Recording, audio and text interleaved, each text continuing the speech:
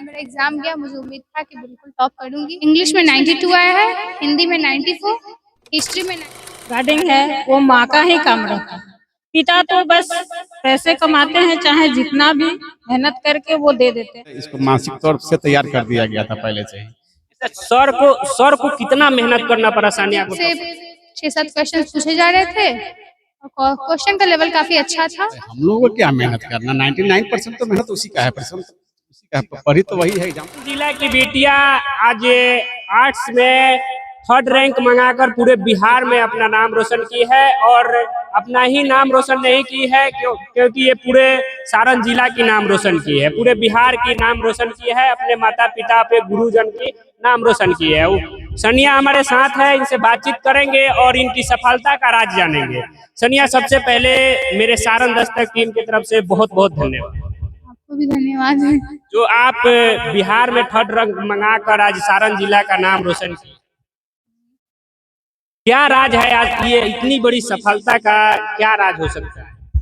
इतनी बड़ी सफलता का सबसे बड़ा राज है मेहनत।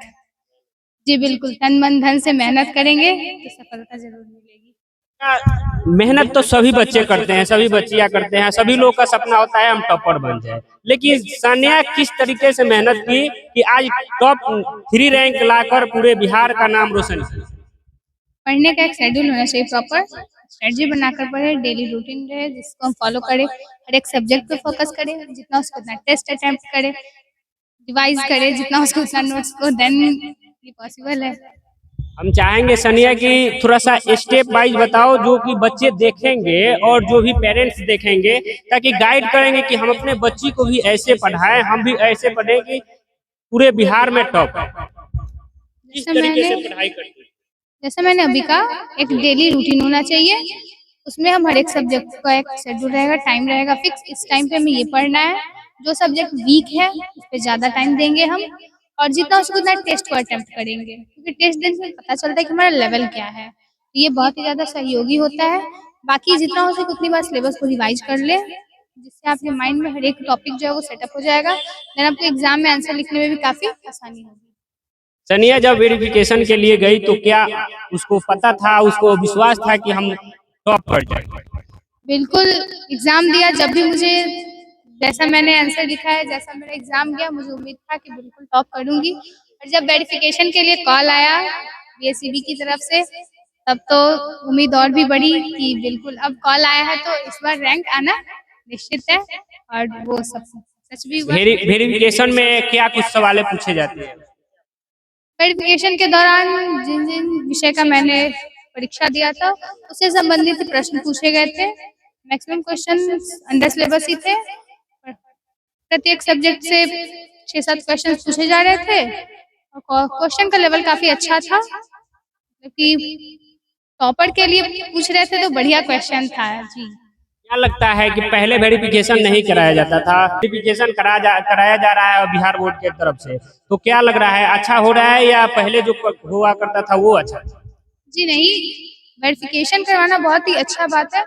इससे यह पता चल जाता है कि किस विद्यार्थी ने ईमानदारी पूर्वक एग्जाम दिया है और किसने बेईमानी पूर्वक।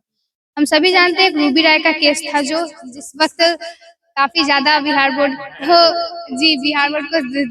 मतलब गलत सुनना पड़ा था। तो ये बहुत ही बेहतर उपाय है, टॉपर्स की पहचान कीजिए और सही टॉपर्स की पहचान करने के लिए। सो वेरिफिकेशन का जो है ये सिलसिला चालू हुआ, ये जारी रहना चाहिए, बहुत अच्छा है। सोनिया कहीं चीट वोट की थी कि नहीं?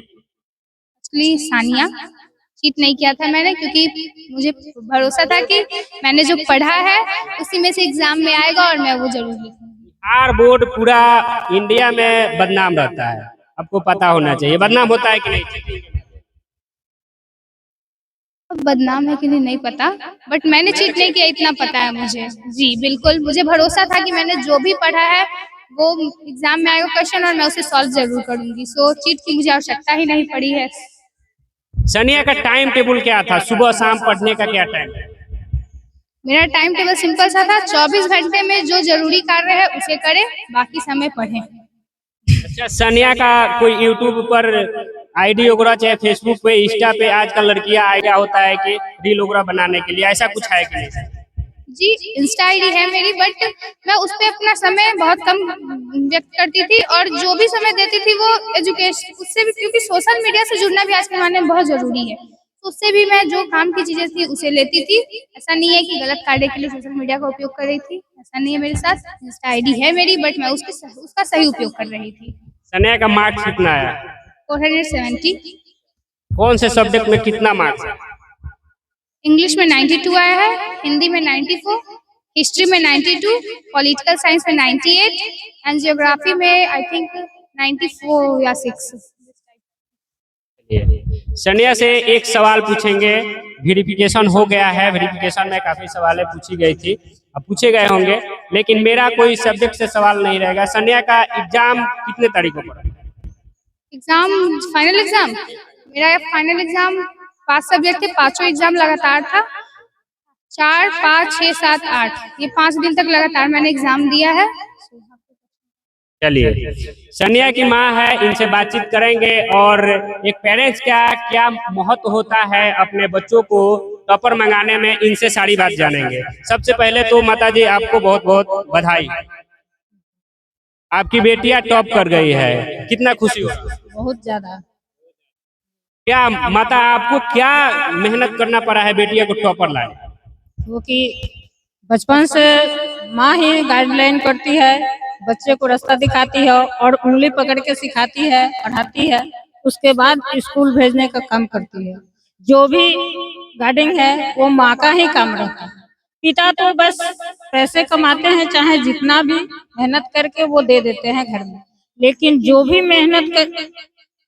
मेहनत का परिणाम होता है, कैसे बच्चे को संभालना है, किस लाइन पे रखना है, किस रास्ते पे चलाना है, वो सारे चीज माँ का काम होता है।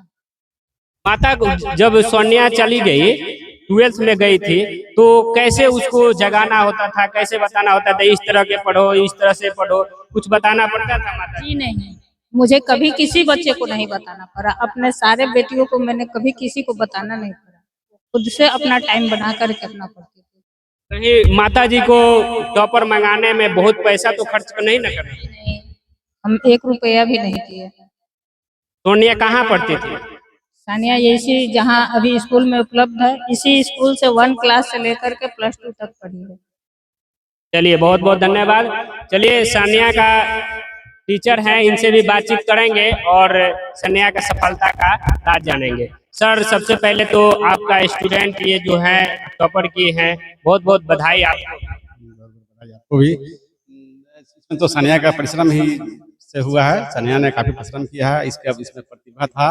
हम लोग को पहले से भी अनुमान था कि चूंकि मैट्रिक परीक्षा में थोड़ा सा नंबर से इसको स्टेट टॉपर नहीं मिल सका, तो उस टाइम से ही हम लोग को ये दिमाग में बात थी कि ये सानिया को थोड़ा सा मेहनत और कराया जाए थोड़ा सा, और इसको तो हो सकता है कि ये स्टेट टॉपर हो सकती है। तो शुरू में ही इसका सब्जेक्ट सिलेक्शन भी किया गया उसी हिसाब से, और उसी हिसाब से, और मेन है कि परीक्षा के टाइम के पहले उसके लिखने का शैली देखा गया कि लिखती कैसे है, उसको देखा गया, तो उस तरह से इसको मानसिक तौर से तैयार कर दिया गया था पहले से ही। सर को कितना मेहनत करना पड़ा सानिया को टॉपर लाने? हम लोगों को क्या मेहनत करना, 99% तो मेहनत उसी का है, परिश्रम उसी का है, पढ़ी तो वही है, एग्जाम तो वही दिया। हम लोग 1% थोड़ा योगदान सपोर्ट था और गाइडलाइन था, दूसरा क्या। उज्जवल भविष्य की कामना करते हैं, शुभकामनाएं बहुत सी। बहुत बहुत धन्यवाद। देखिए, ये माता जी हैं और सानिया हैं और इनके टीचर भी थे। ये सफलता का इनका राज जाने। बाकी इस खबर को लेकर आपकी क्या राय है और सानिया के प्रति आपकी क्या राय है, आप कमेंट बॉक्स में रखिएगा। मेरा नाम टीके है, बहुत बहुत धन्यवाद।